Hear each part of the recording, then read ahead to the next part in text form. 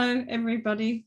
My name is Susan Hawthorne, and welcome to the international launch of Towards the Abolition of Surrogate Motherhood, edited by Marie-Josèphe de Villiers and Ana-Luana Stoicea-Deram. Okay, we respectfully acknowledge the wisdom of Aboriginal and Torres Strait Islander peoples and their custodianship of the lands and waterways. This is something that we do in Australia, acknowledging the land. The lands on which Spinifex offices are situated are Jiru, Bunurong and Wurundjeri, Wadawurrung, Eora and Noongar. We also acknowledge the many women throughout history who have fought for women's freedom and the freedom of lesbians, often at the cost of their lives.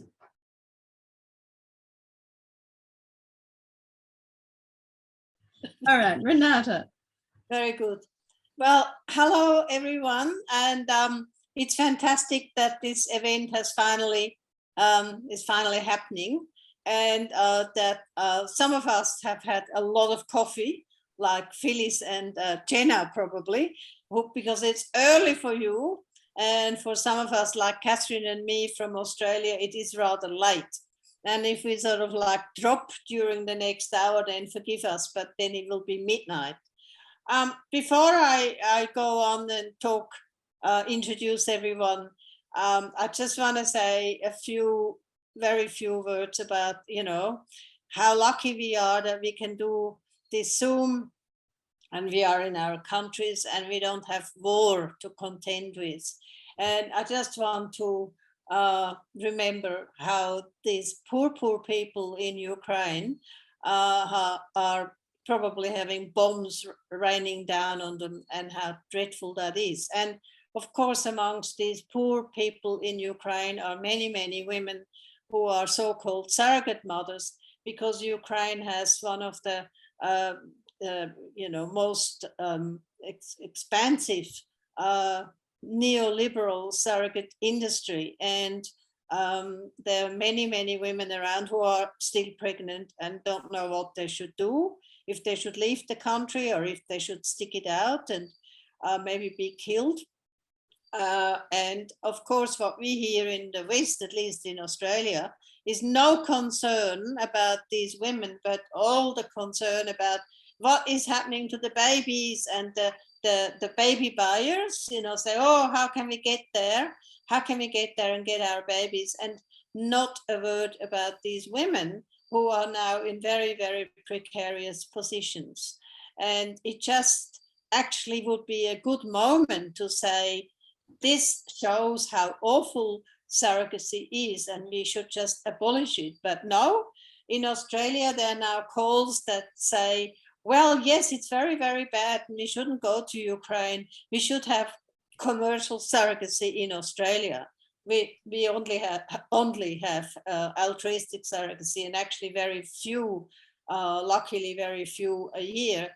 But there's always a business opportunity, and so it's gone bad in Ukraine, and so let's just have it in Australia. It's disgusting to use this word. It's really disgusting. But anyway, we should be celebrating, and we are celebrating the launch of this very wonderful book, and you have seen it before, but here is the real thing.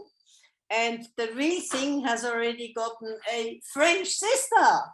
So the French sister has come this week, and is a very handsome book as well.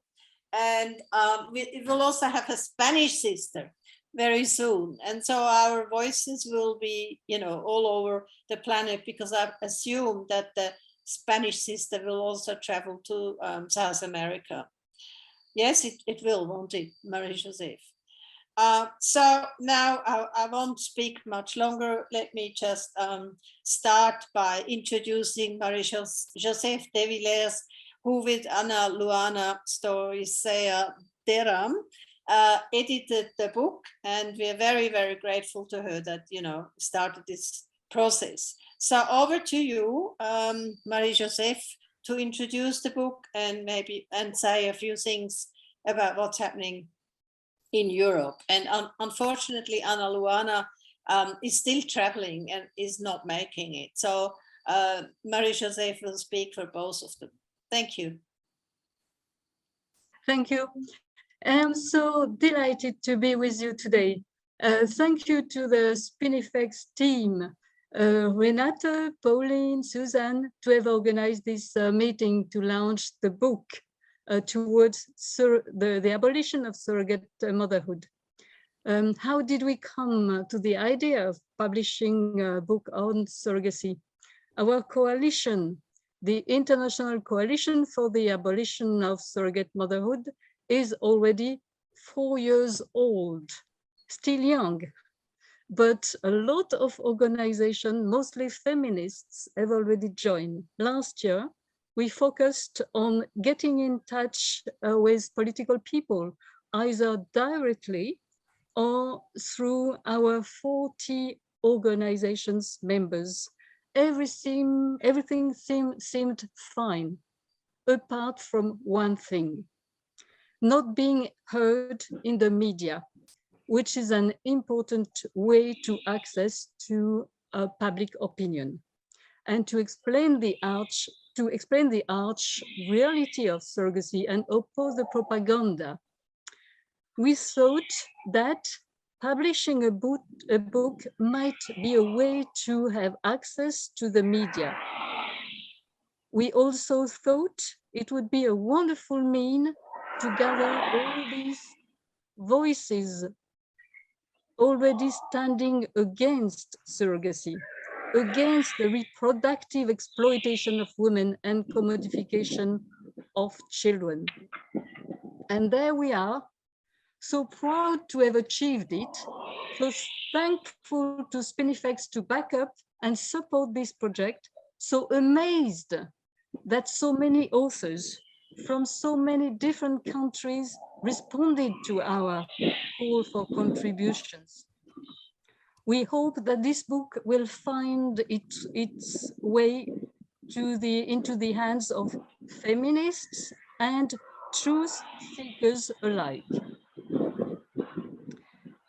We hope, and now, what's up about surrogacy? Let's start with, yes. Now let's start with three very bad news about surrogacy around the world.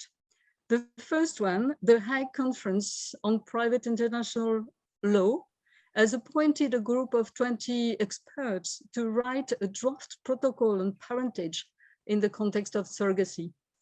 They've been working on it for 8 years.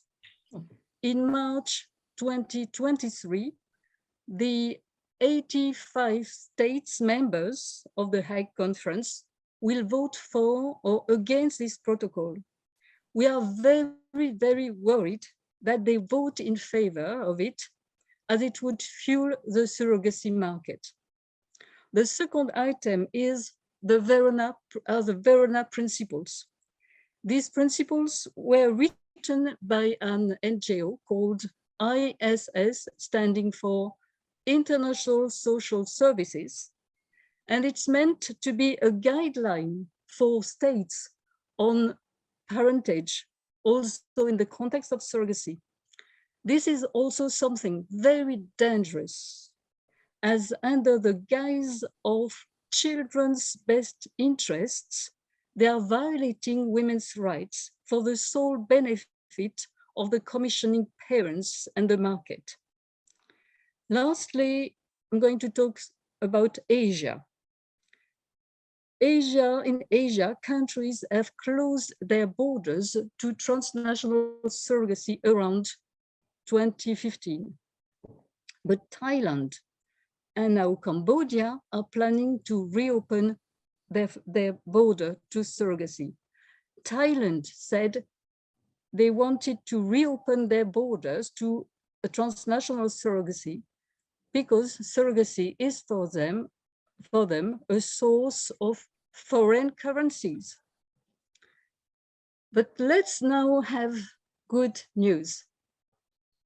In Milano, Italy, feminists managed to cancel a baby fair.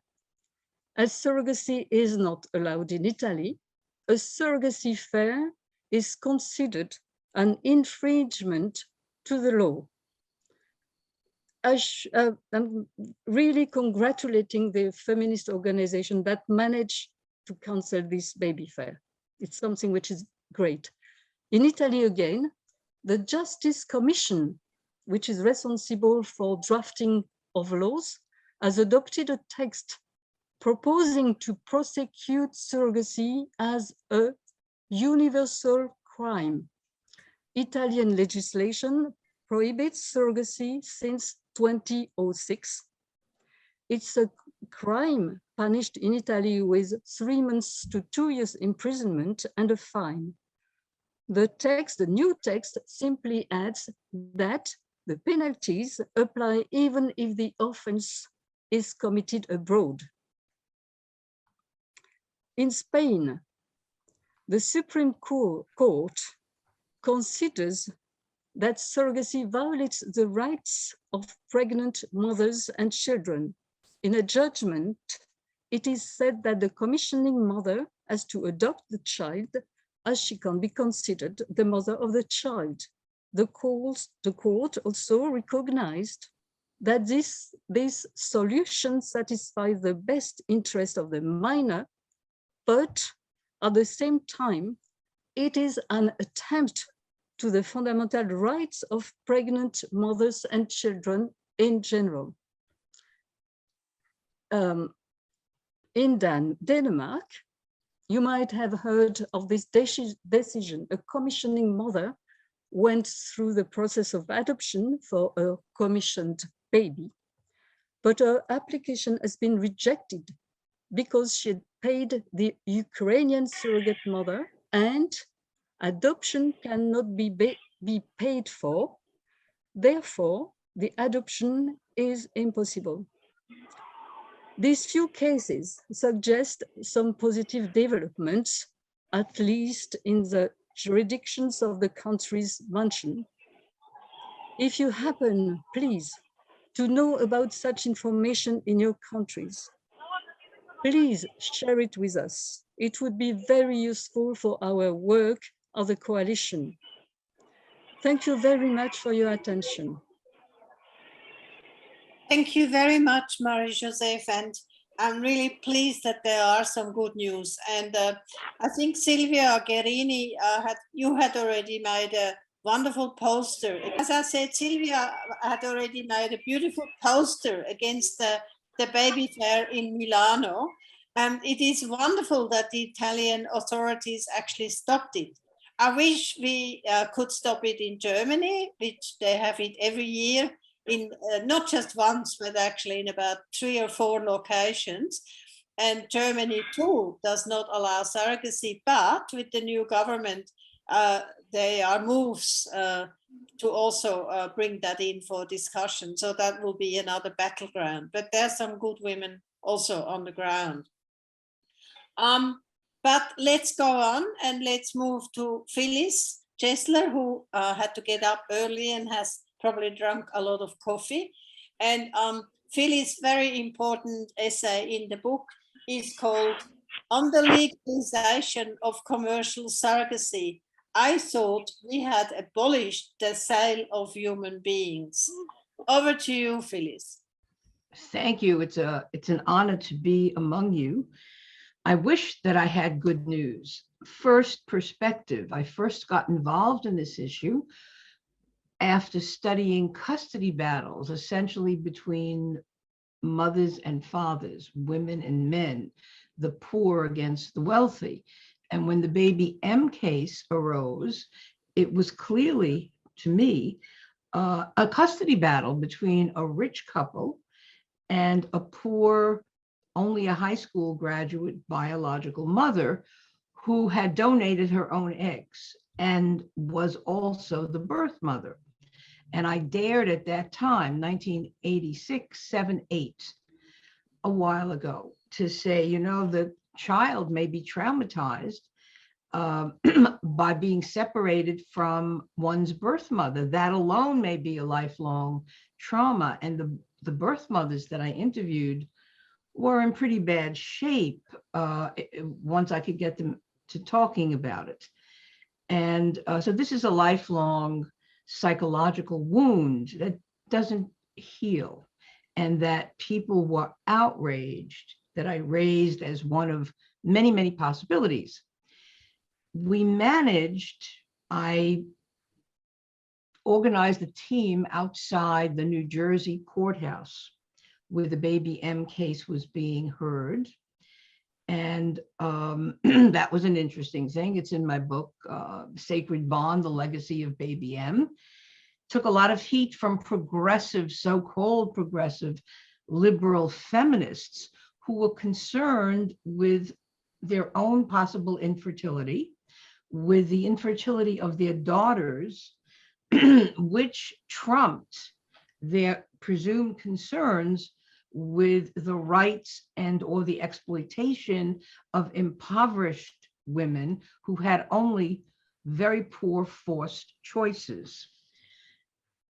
Well, now, of course, as we know, surrogacy has been legalized in New Jersey. And in my state, I was part of the team and I wrote several articles in the New York Law Review and elsewhere about the fight against legalizing surrogacy in New York State, which fight we lost. The lobby of rich people concerned with rising infertility, possibly due to environmental toxicity, to delayed childbearing, to celebrity desire not to ruin one's figure, to medical realities about pregnancy for some women, and to a new group entirely. Once gay marriage was realized in the United States, gay men wanted to rent or to exploit or to abuse female uteruses. Is this a case of uterus envy? I think so. Spoiling the uterus, psychoanalytically speaking, I think so.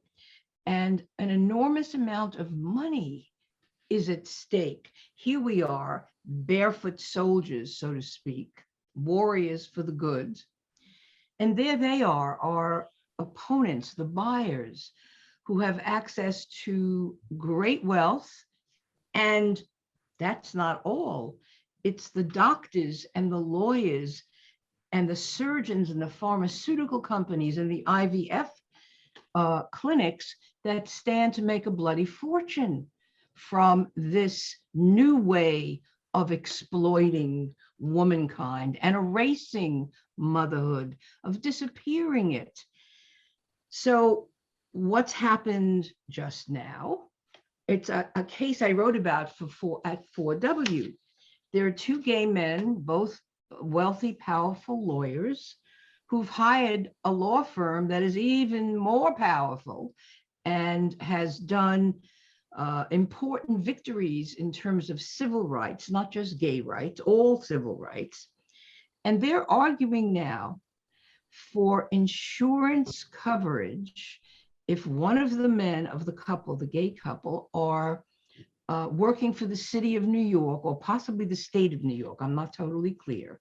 They say that insurance should cover their purchase of eggs and their purchase of a womb, because it's only fair, because if you're a woman with failing ovaries or a failing uterus, or if for some reason your eggs fail and you have to buy eggs, that their male privilege should be treated as a vulnerable to be protected class.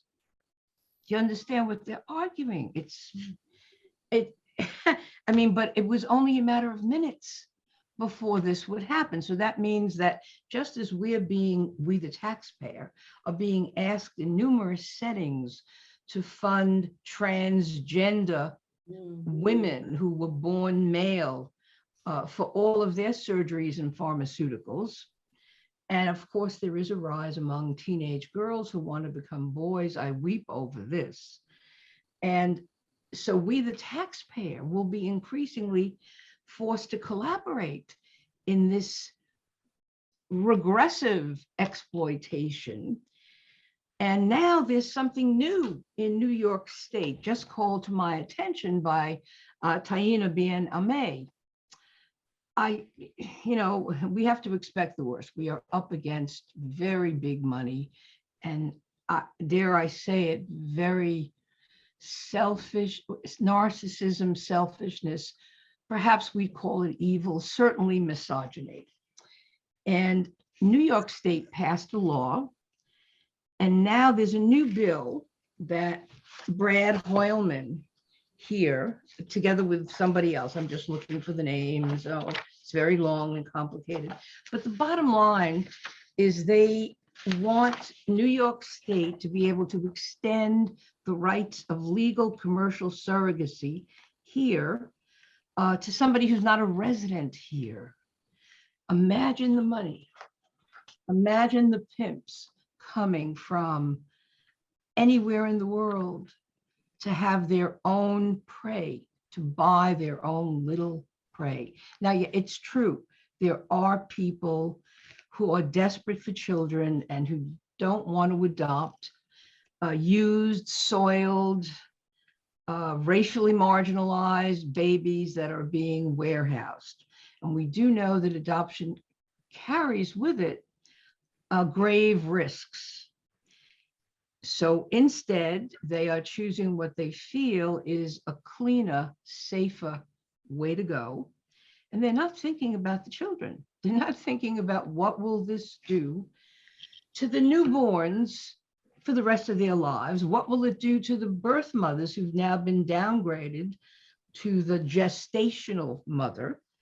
So this is called, I don't understand this, brownstone surrogacy, building family with help from others.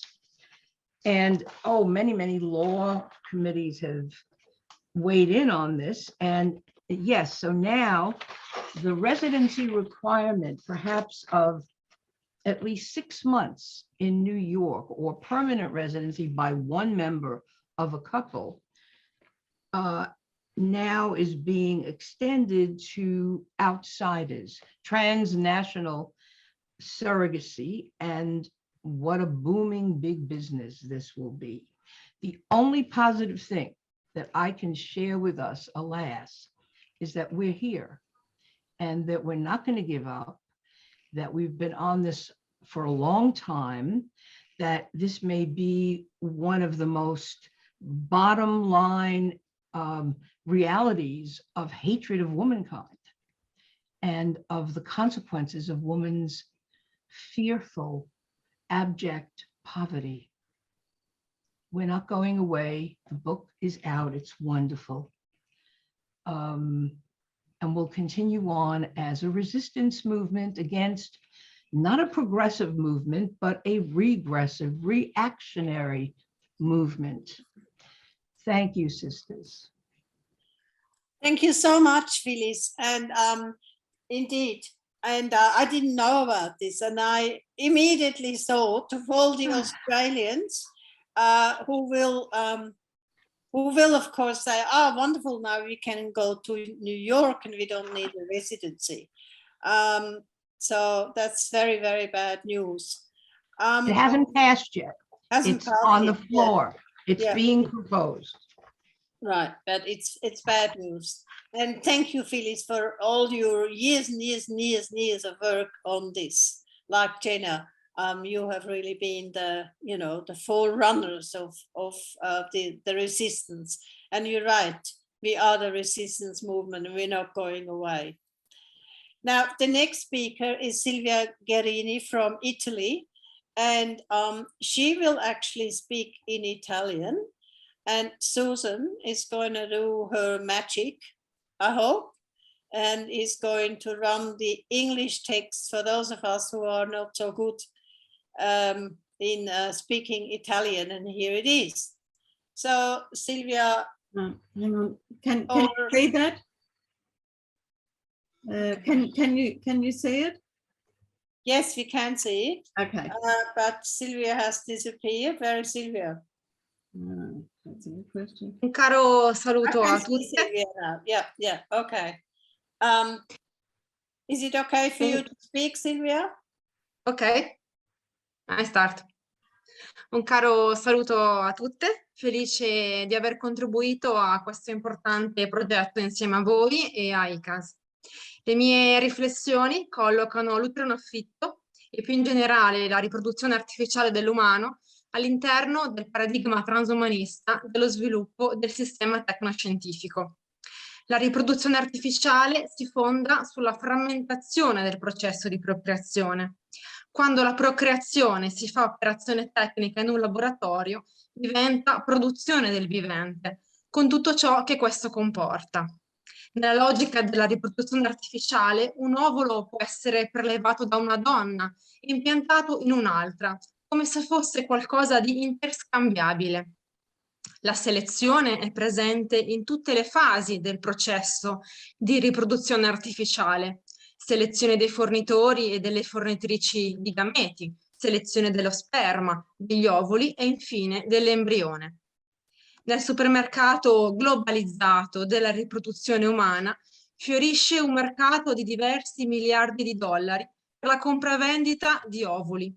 L'ultima tendenza in aumento è la vitrificazione degli ovociti, per vendere l'illusione di poter così rimandare all'infinito la gravidanza. L'eugenetica è sempre stata presente fin dall'origine delle tecnologie di riproduzione artificiale. Robert Edwards, artefice della nascita di Louise Brown, prima bambina in provetta, fin dagli anni '80 afferma che, poiché tecnicamente possibile, è legittimo migliorare geneticamente la specie umana. La diagnosi preimpianto segue perfettamente la logica eugenetica. Se guardiamo alle aperture progressive delle leggi nazionali dei diversi paesi europei, si è passati dal divieto alle eccezioni per evitare la trasmissione di malattie genetiche gravi, alle patologie ad insorgenza probabile, fino ad arrivare agli inestetismi come lo strabismo. La procreazione medicalmente assistita rappresenta il cavallo di Troia del transumanesimo, perché aperta la strada alla possibilità della riproduzione artificiale, logica conseguenza è proprio quella della continua ottimizzazione del prodotto. L'ideologia transumanista, superamento dei limiti, una continua ottimizzazione e potenziamento dell'umano, riprogettazione e artificializzazione del vivente, è una precisa visione di mondo, in cui i corpi e gli elementi naturali non costituiscono più un fondamento indisponibile, ma divengono disponibili, mercificabili, scomponibili e manipolabili. Negli Stati Uniti è già possibile per una coppia senza problemi di fertilità e di trasmissione di patologie genetiche andare in una clinica di fecondazione assistita con il solo scopo di effettuare la fecondazione in vitro e la conseguente selezione degli embrioni, potendo selezionare anche alcune caratteristiche come il sesso e il colore degli occhi. La nuova legge di bioetica francese apre la PMA per tutte, un passaggio che inizia con il tubo di plastica dell'inseminazione per terminare con la selezione genetica degli embrioni. Questa legge aprirà totalmente la strada alla ricerca sulle cellule staminali embrionali umane, consentirà la creazione di gameti artificiali, di embrioni chimerici uomo-animale, che possono essere impiantate negli animali, e di embrioni umani modificati geneticamente a scopo di ricerca, spianando così la strada a bambini geneticamente modificati. Importante passaggio legislativo francese e lo sguardo su altri paesi ci fanno capire la direzione intrapresa a livello globale di generalizzare la riproduzione artificiale dell'umano. Le varie restrizioni legislative sono già cadute. Nessuna regolamentazione sarà in grado di contrastare questa direzione. Dal momento in cui viene regolamentata una pratica, anche se sono presenti delle restrizioni al suo utilizzo, già nella stessa regolamentazione è insita la possibilità di superarle. Parallelamente, lo sviluppo tecnologico procede più in fretta delle legislazioni in materia e sono queste che si adeguano adesso. La diagnosi preimpianto viene presentata come necessaria per evitare l'insorgenza di malattie gravissime, ma in realtà sta aprendo le porte a una genetica praticata su larga scala, la selezione genetica in selezione genetica, verso il figlio su misura, il tutto mascherato dalle migliori intenzioni. L'eugenismo ha la veste della libera scelta. La sinistra democratica e progressista lo sta già facendo passare con una propaganda costruita attorno alla sofferenza di chi non può avere figli, con la retorica della prevenzione, della salute, della possibilità per tutte e tutti di accedere a delle tecnologie, la retorica della libertà, dell'autodeterminazione e della non discriminazione.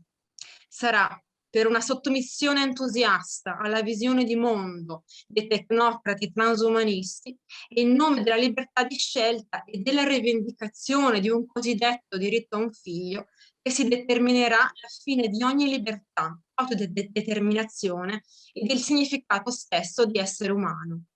Ogni critica parziale alla riproduzione artificiale dell'umano sarà digerita dai comitati di bioetica e servirà a spianare la strada al biotech riproduttivo e creare quel contesto in cui la riproduzione artificiale diventerà il normale modo di venire al mondo.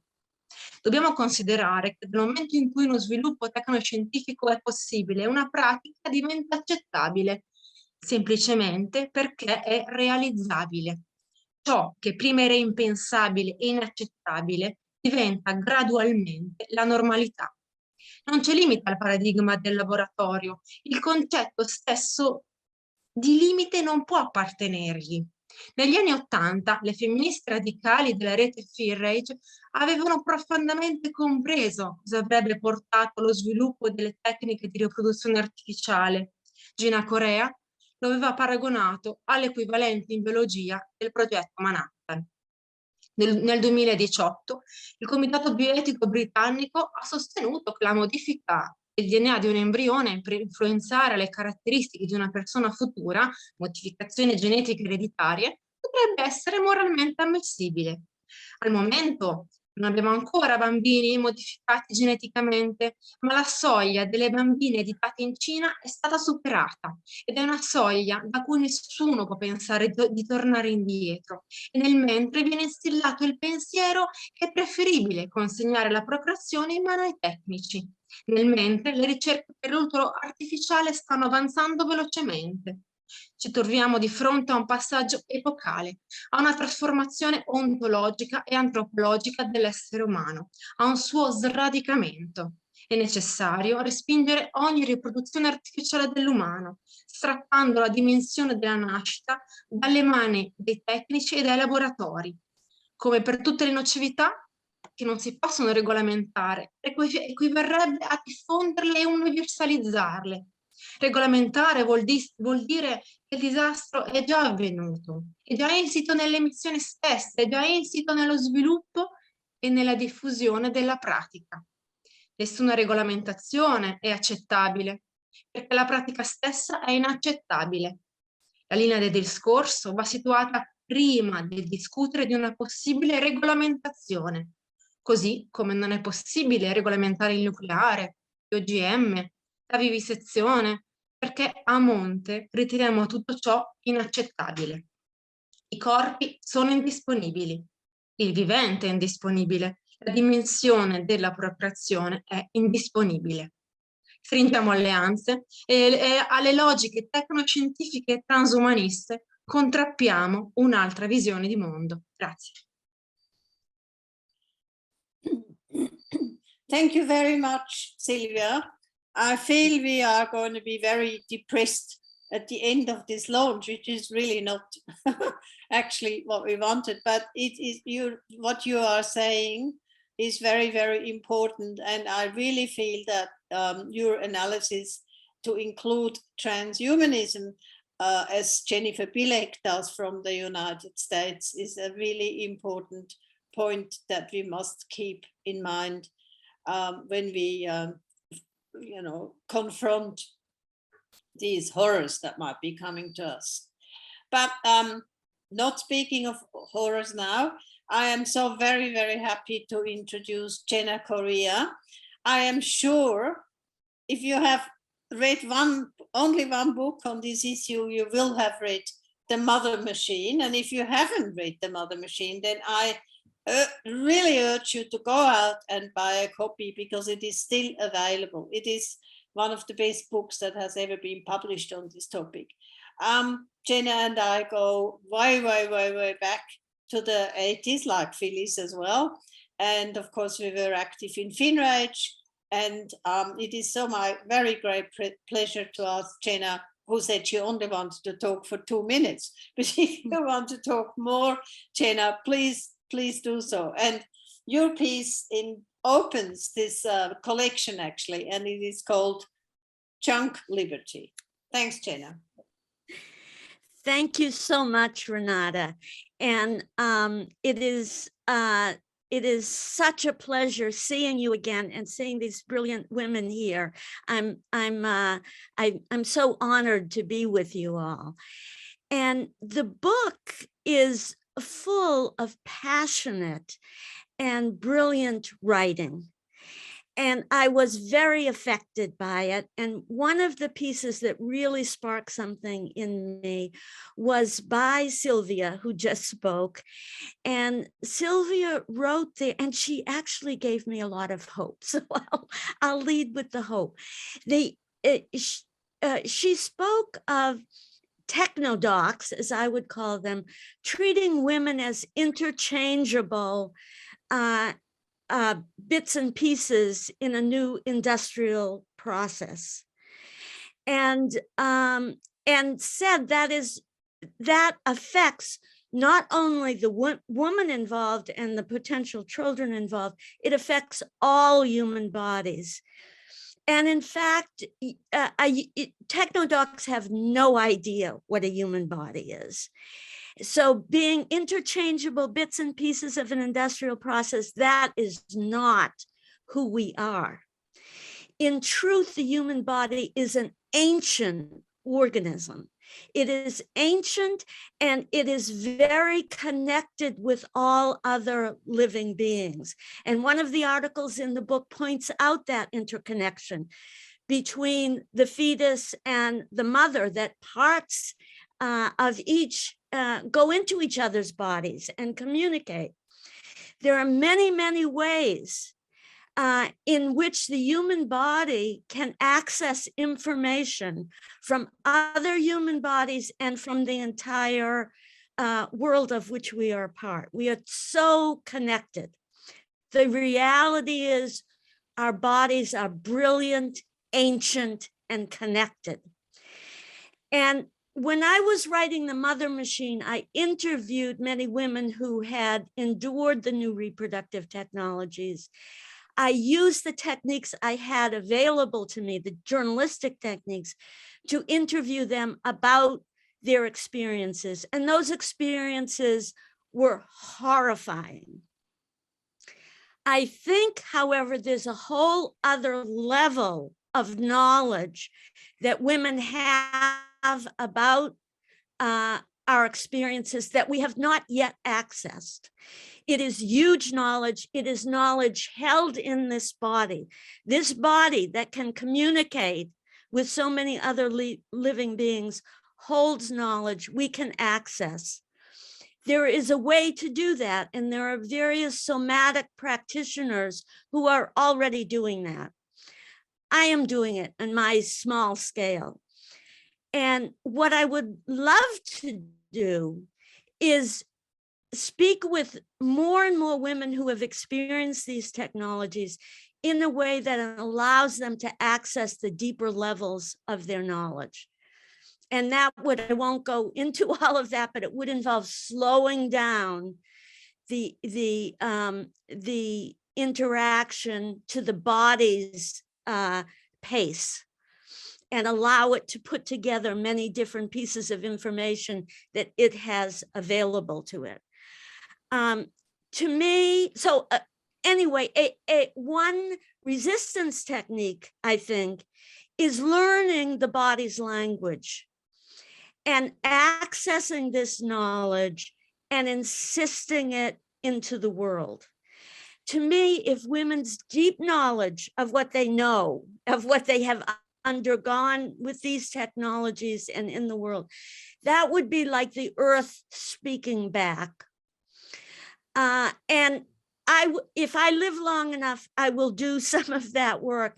If I don't, I would love to talk with others who would like to do this work. It is learnable. These practices of listening to the human body are learnable. So I see that as hopeful. The irony is that this human body that is so degraded and so looked down upon and minimized is a great ally of ours in our resistance. We can access what it knows, which is huge.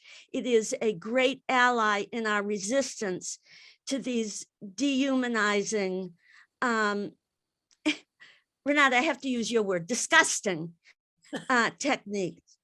And I think there's hope. I just have such an image of this sleeping earth. It's like the earth and woman rising up and talking back. And oh, I would love to be there when that happens.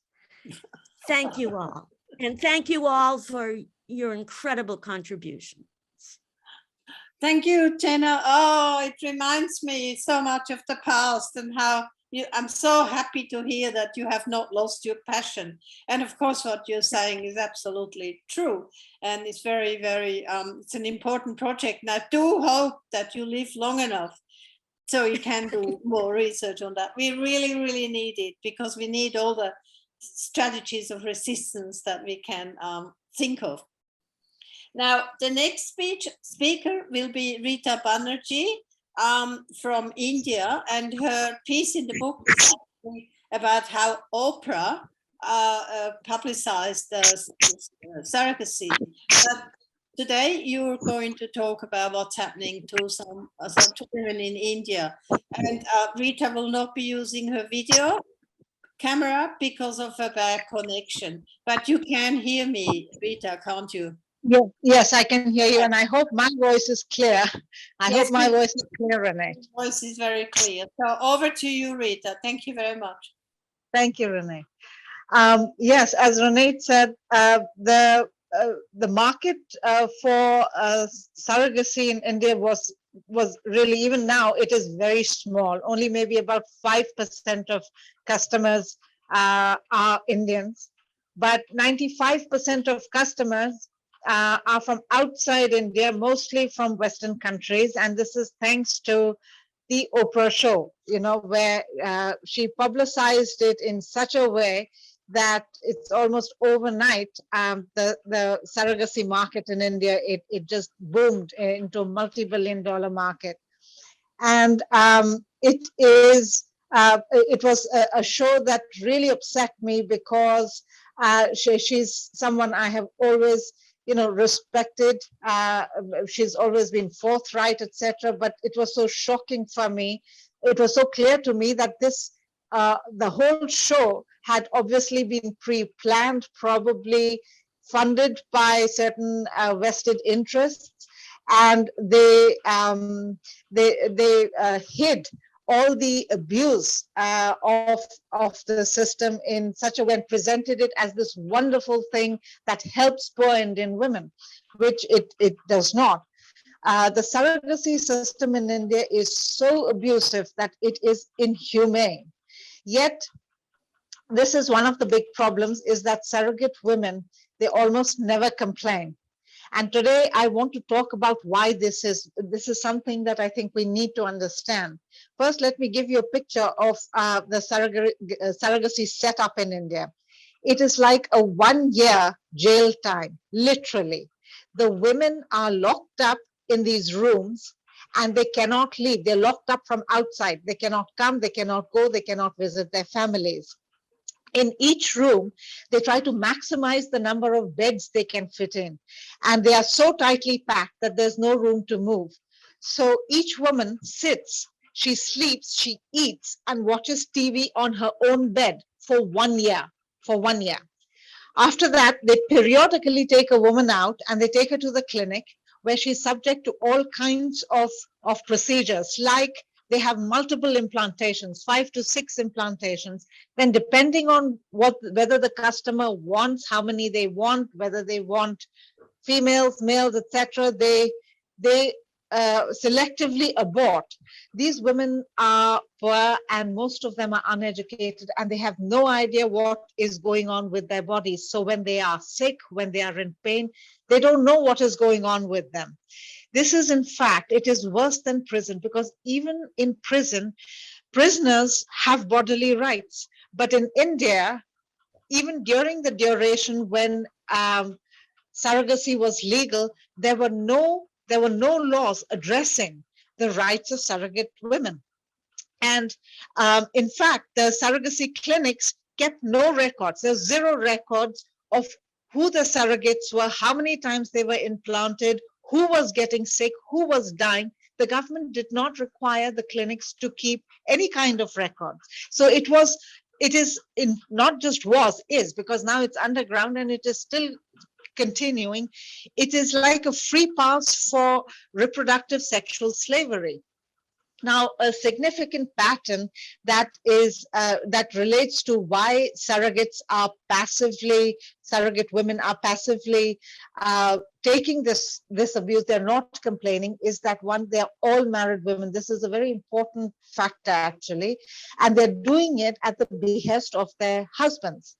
Now, clinics often advertise, even the Oprah show, they advertise it as a sort of empowered choice that women are making. They're sort of a pseudo-feminist angle that they try to bring to it, that they are financially helping, benefiting their families, etc., which is actually not true. The amount of money that these women make, it's pathetic. But the truth is that if this actually was an empowered choice that women were making, we have millions of women in India who are single women. They are living in abject poverty, struggling to raise their children, and they are widows or their husbands have abandoned them. But these women, even though they have the choice to become surrogates, they are choosing not to become surrogates. Now, as far as married women are concerned, what we also need to understand is that for most Indian women, there is almost no bodily autonomy in their marriages. And this has been repeatedly established in many social surveys. 80 to 90% women in these surveys have said that it is their husband who controls everything. He decides about sex, children, birth control, abortions. In fact, he decides whether or not his wife works, where she works, when she leaves the house, and he decides what happens with her money.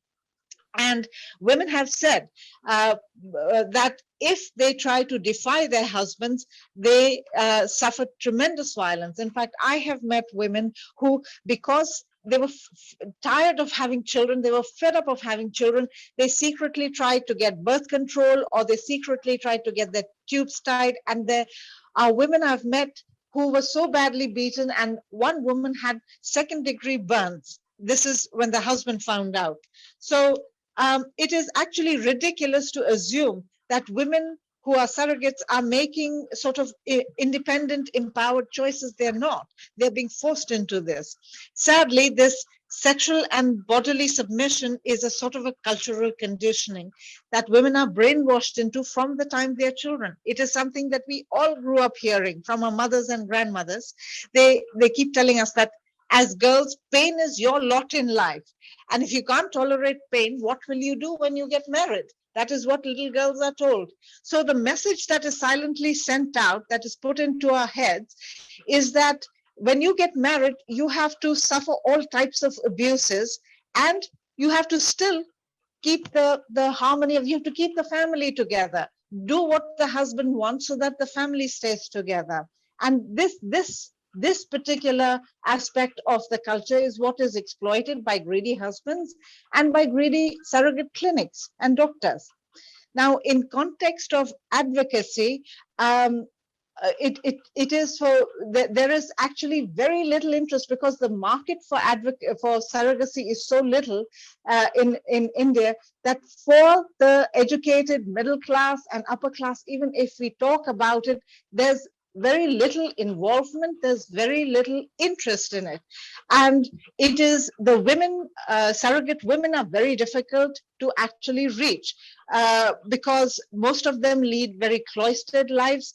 And in fact, most of them cannot even resist if they wanted to, because it is such a social and cultural prison that they live in such a tight control. So for me, the solution really is to address the customer base. And as I said, in India, the customer base, only about maybe 5% of customers are from India, but 95% are from outside India, especially Western countries. And I think that we need really aggressive advocacy programs addressing people outside in general, telling them about how it is essentially a form of sexual slavery and the kind of terrible abuse that women have to endure in order to have these babies. And it's when people realize outside that it is the market that they create that is actually feeding surrogacy, and they decide not to be customer, they decide not to feed this market. It is only then that I think that the abuse of these women will stop. But right now, even though there have been laws recently where they have, it hasn't actually gone through, that they have said that they will restrict surrogacy to relatives, but already there's talk of no, well, there will be exceptions. Then there was talk of, well, we won't allow payment, but there's already talk of no, but there will be compensation. So it's actually back to square one. And not only that, they are shifting bases they're trying to find cheaper factories. There was a big shift from the US to India because just like all the multinationals do, they found India to be a cheap source of labor, a cheap factory. And now from India, they are actually, it's all underground. Nearby countries, Thailand, Nepal, even in certain African countries, it is moving outwards and underground, with Indian clinics, Indian doctors, etc. And so this exploitation will continue till such time customers, people decide, the middle class realizes that this is really, it's an unethical thing. It's a terribly inhuman thing. Thank you. Thank you very much, Rita. And I'm very worried that despite the law that actually really prohibits it for foreigners, what you are saying is that it sort of continues. I mean, in Australia, we are being told that, the law is, India's closed for foreigners, but if it's not abolished, it goes underground. It's a good example how regulation never works. No. Yeah, so thanks, Rita. So I'm now moving to Catherine Lynch, who from Australia, and Catherine will actually talk about the part of the surrogacy that we haven't really addressed, and that is the child. And Catherine's article in the book is called "Putting Children First: What Adoption Can Teach Us About Surrogacy." And it's important to know that Catherine herself has been adopted, is highly critical of this process. And I have learned heaps from Catherine. Over to you, Catherine.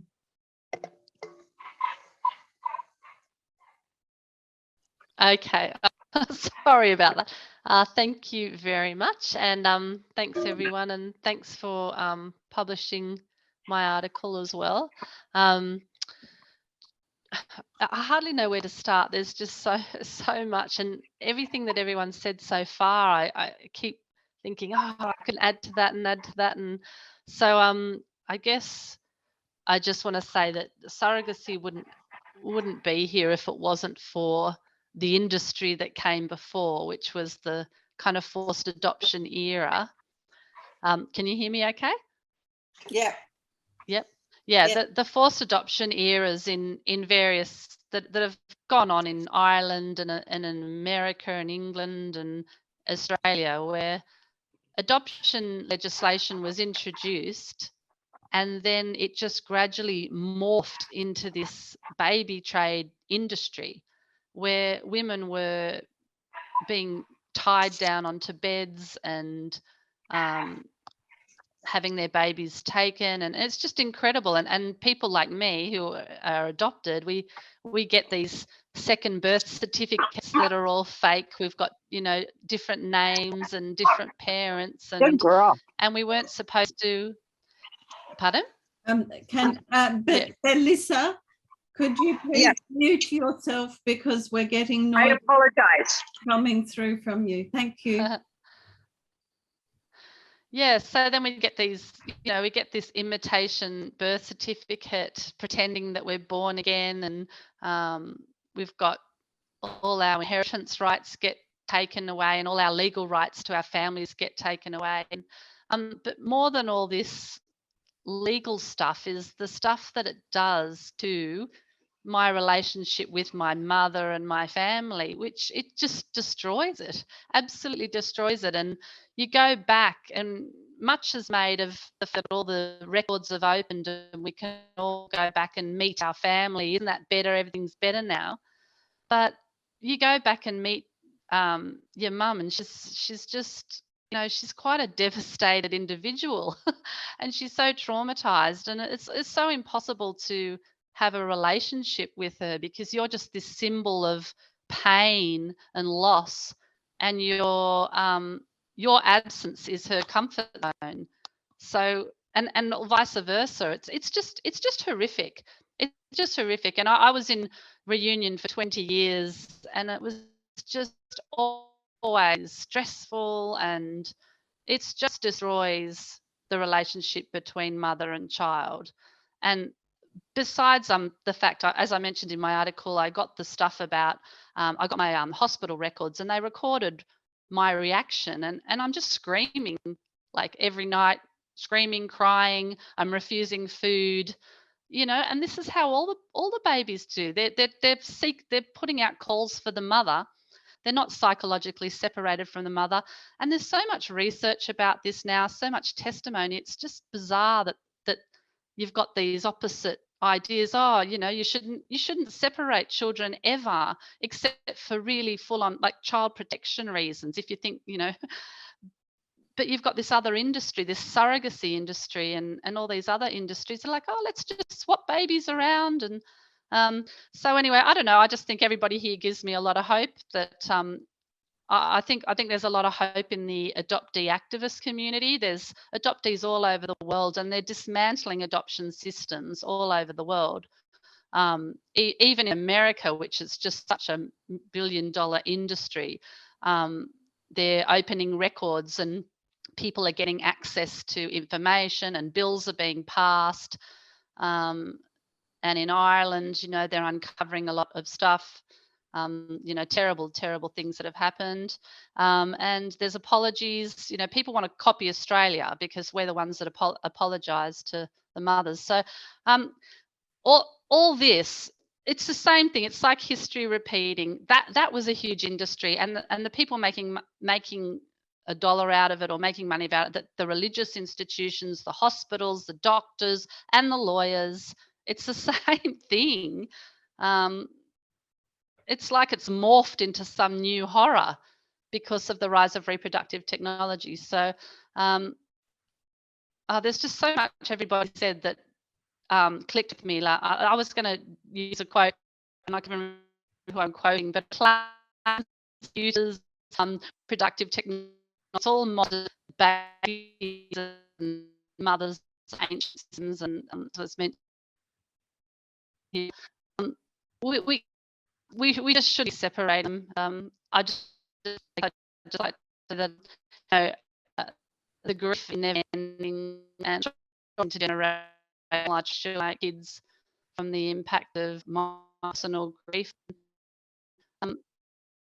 Yeah, I just that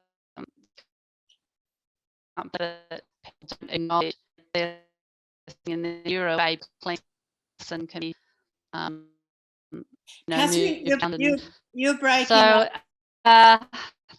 one of the things I just want to mention that this is in my, my sound's breaking up. Is something wrong with the recording, Sue? Because that's flashing. I'm muted. Can you hear me now? Recording is fine. Oh, okay. Can you try again, Catherine? Okay. Can you hear now? Yes, much better. Yep. Well, anyway, I'll finish. I'll finish there. I think I've for 5 minutes. Yeah. You're going again. So, have you? Catherine, turn off your video for a moment, see if that helps.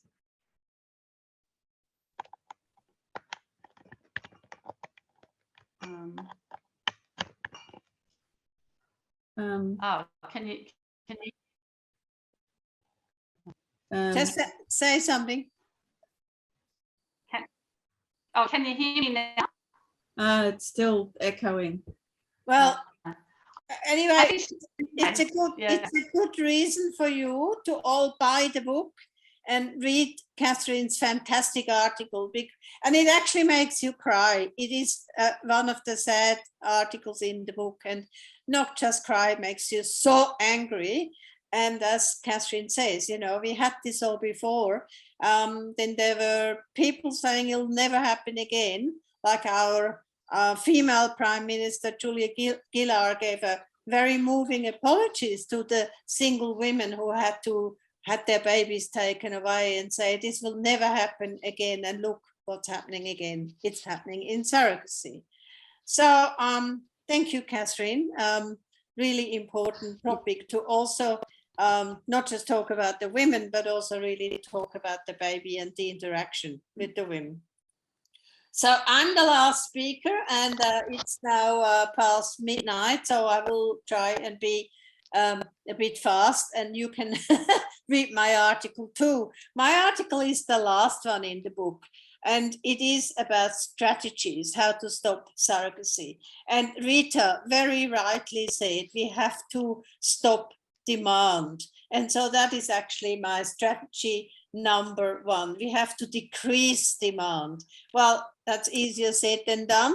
How can we do that? Well, every conversation that comes up, or when you read on Facebook, or there's another stupid article about how wonderful surrogacy is, we must just ask, do they know of actually what's really happening? Do they know the dangers to the surrogate mother, the dangers to the children, that the woman is only an incubator, the child has never asked to be a takeaway baby? Then most people have simply no idea, and they look at you with big eyes, and then somebody will say, as happened to me at a conference, they say, yes, I agree with you on all of this, but how else will gay men have babies? And I almost, how else will gay men have babies? And I can't remember what I said, but what I thought was, well, it's actually news to me that men had ever babies. So, just stop it. You don't really have to have your genes, half of your genes actually in this child. So just give up. But of course, it is, Phyllis said that already, it is the big growth of the market.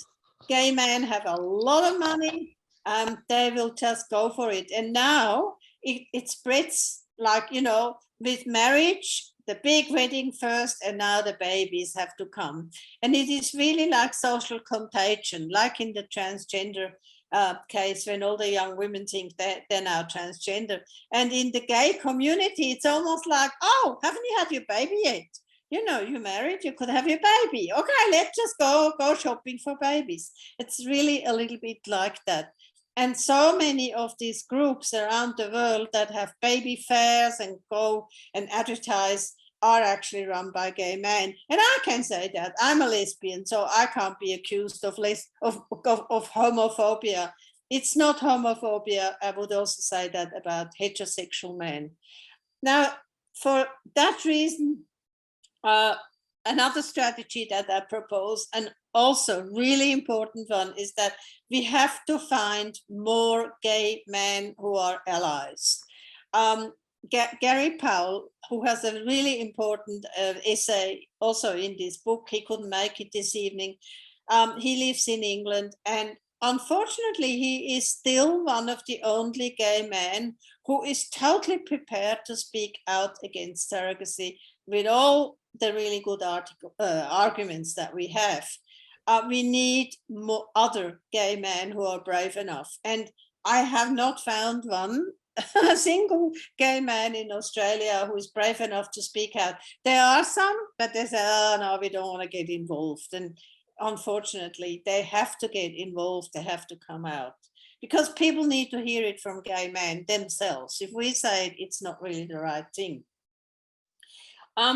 Then another important strategy, and these strategies, you know, they will vary from country to country. They're not good for all countries. But in almost all countries that I know of, where surrogacy is a very profitable industry, there are also groups that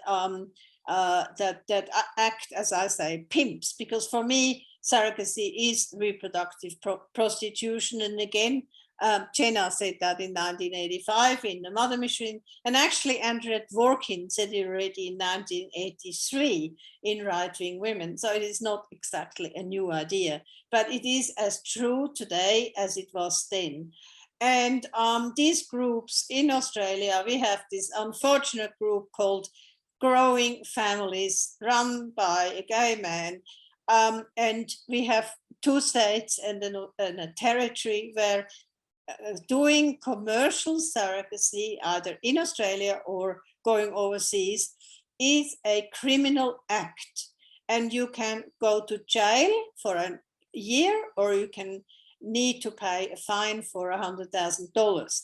The only problem is it has never been enforced. So when these baby buyers arrive with their babies from, let's say, Ukraine or America or Canada, they make the baby cry at the border maybe, and the border person just says, oh, just let them in, it's too cumbersome. I mean, we're not going to stop them. And so not a single case has been prosecuted, which, I mean, Catherine and I have tried to do something, and we will do more. It's just unbelievable that it is possible to have laws, good laws, and they are just broken every day when somebody comes in. And so Growing Families, this pimping organization, grooming organization, they actually have seminars in these states where it is a criminal act. And they invite IVF clinics, or people from IVF clinics in Ukraine and from Africa, from Kenya, for instance. That's a destination, from not just from the US and Canada, but Mexico is also a good place. And so they invite people to speak and to say what services they can offer. And again, I just have to say it again, I find it unbelievable that this is actually allowed. Removing commercial industry interests and surrogacy pimp is a very, very important strategy, and we can all work for that.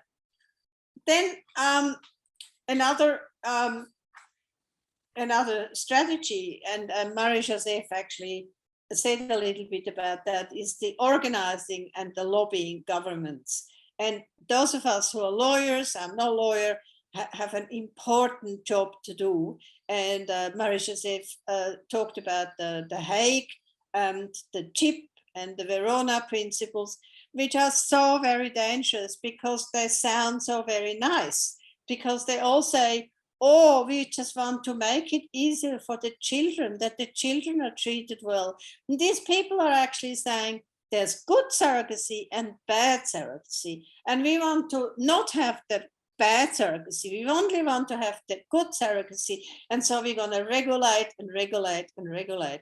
And it's a good example how regulation will never work. It will either go underground or it will just end up in a maze of rules, and they will be broken. Everybody will just wait to break them. But the aim is to basically create a parentage convention so that even countries who do not allow surrogacy, like Germany or France, that people can go to the borders and say, you have to let us in because here is this Hague regulation, and you have the parentage regulation, you have to let us in. Now, we can only hope that this is not going to happen. We will know next year. Then I have another strategy which is very, very dear to my heart. And in fact, I have called my article Beyond the Compassion Trap.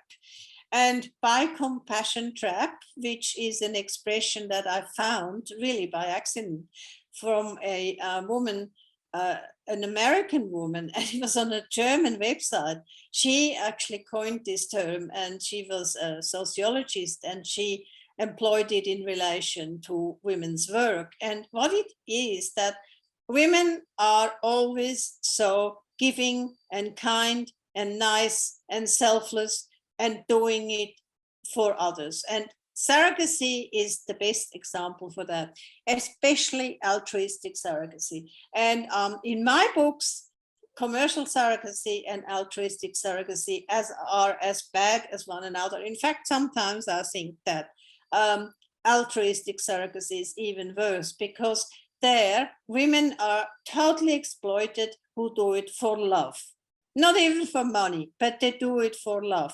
And we actually published a book in 2019 called Broken Bonds, Surrogate Mothers Tell Their Stories. It's a fantastic book, makes you very, very angry.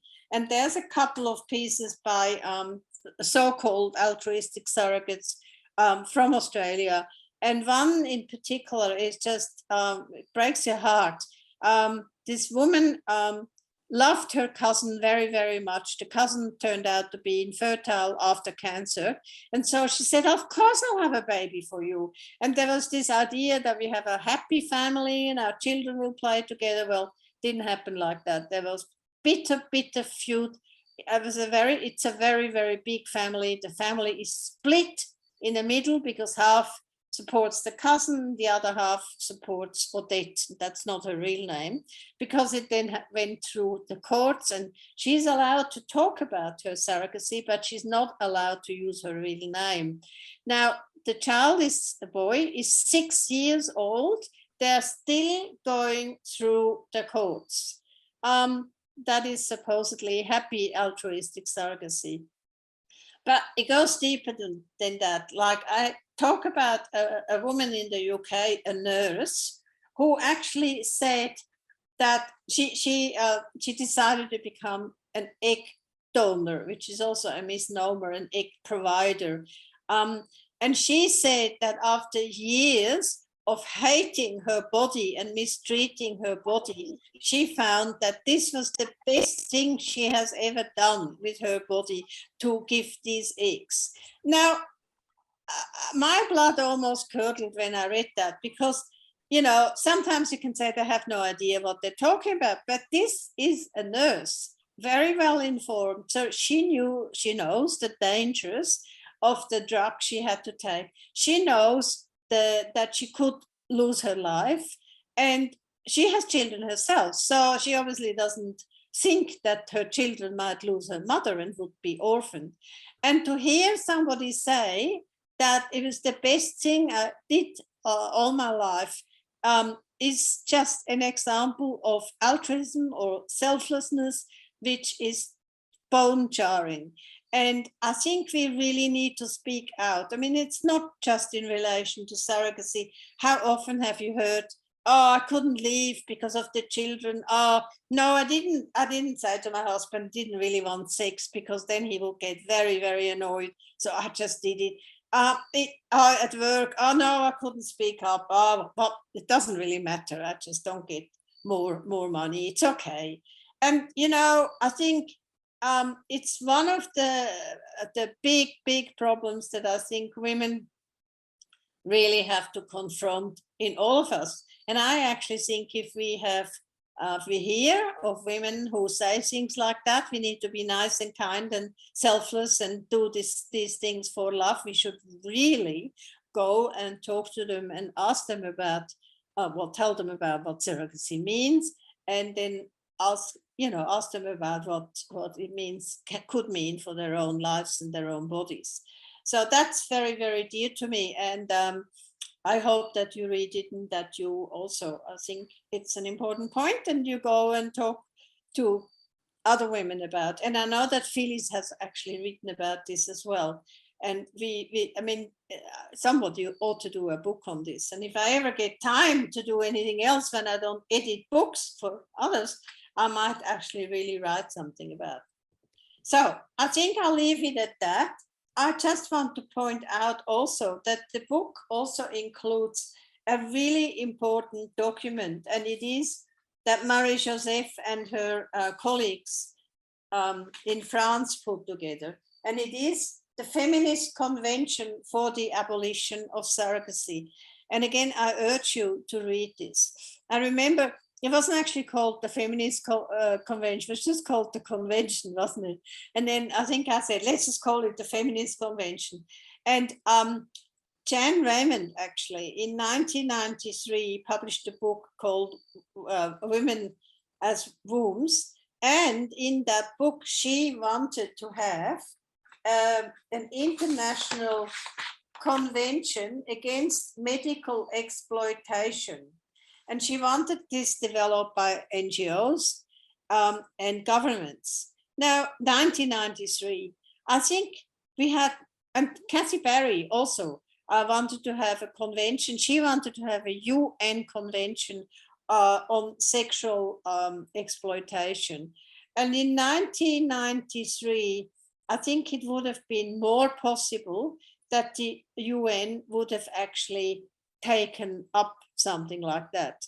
Today, we have absolutely no chance. The UN will never adopt such a convention. I mean, at the moment, we are fighting to even keep the word women and to keep women's sex-based rights in UN conventions. So that's why we decided to call this the Feminist Convention.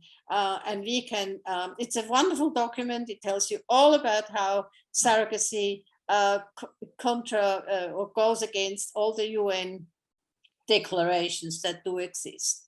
So I highly commend it.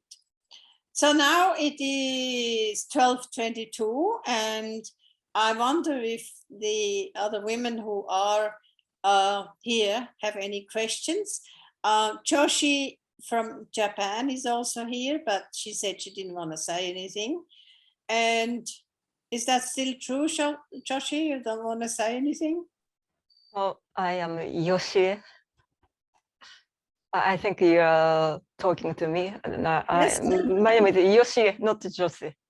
Yoshi, do you want to say something? Or no? First of all, konnichiwa. Thank you for inviting me, and thank you for this is my honor to contribute to the book. And well, I just hesitated to make a draft for this webinar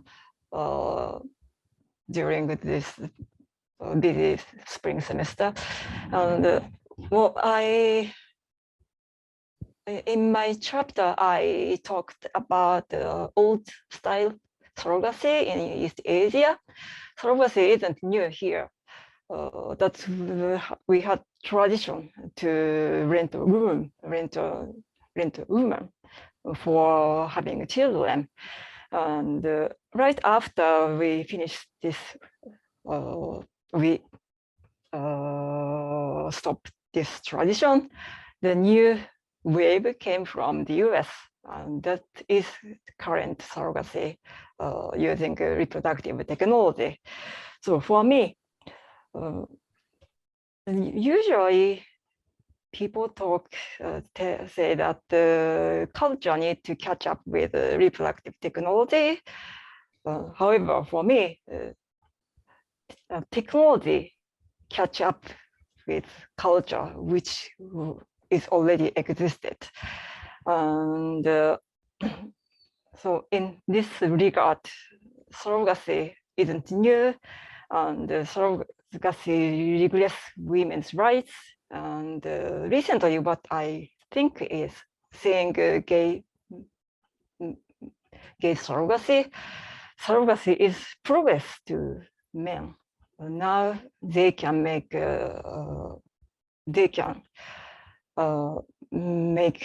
patriarchy more perfect without unnecessary women. So, well, this is what I recently think, viewing what's happening in the world. The major players are moving to gay men, and I also worry about this wave. And still, I am raising my voice to Japanese women, and this is exploitation. So far, unfortunately, but ironically, fortunately, Japanese economy goes worse. We are in bad economy. Many people begin to think that surrogacy is not for us. But this surrogacy is not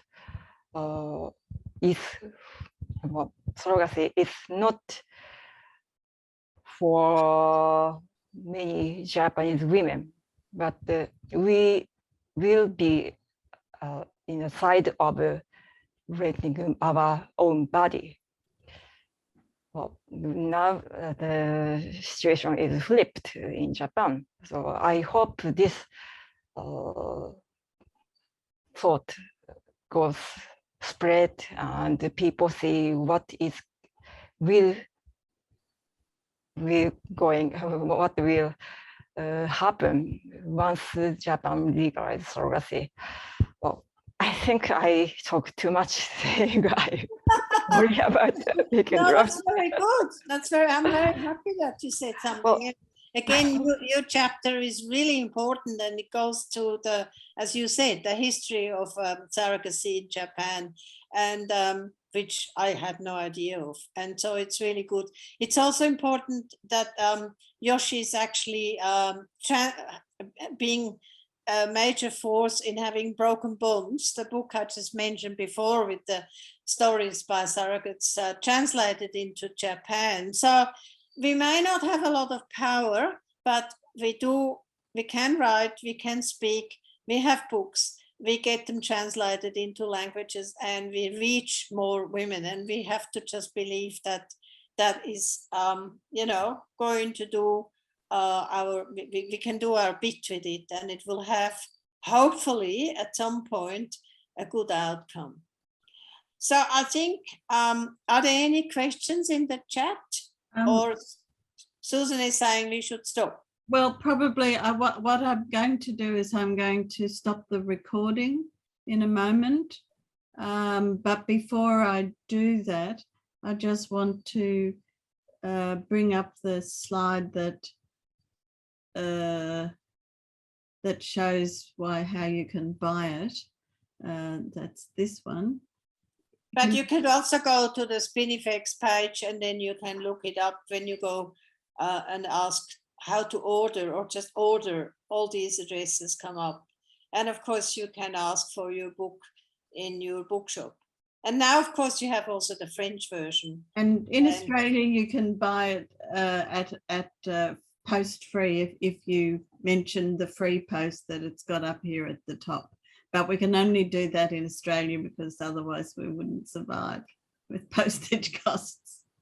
Yeah. Before I do, thank you to everybody for your absolutely fantastic speeches. And thank you to Pauline and Renata, who did, marvelous work on editing the book, and everybody else at Spinifex too. Thank you.